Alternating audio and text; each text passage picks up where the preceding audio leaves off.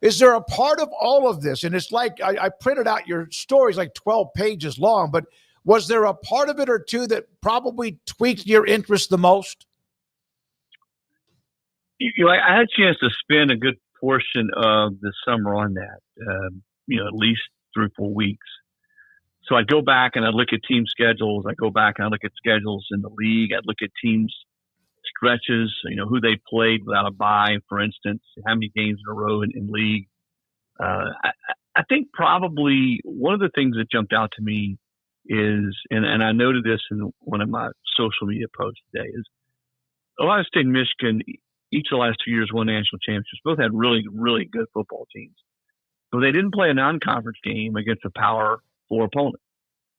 And I don't know if you believe in history or irony or whatever. Penn State, I think, is going to have James Franklin's best team this year.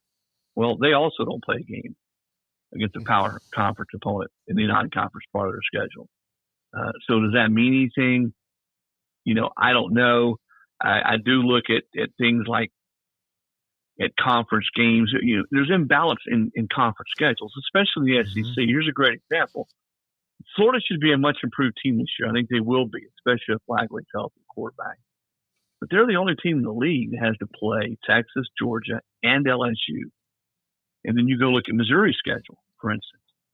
Missouri doesn't play that gauntlet of teams. So even within conferences, people talk about schedule strength and who's got the hardest schedule, how many games you play in a conference. Even within the conference like the SEC, everything is not apples to apples.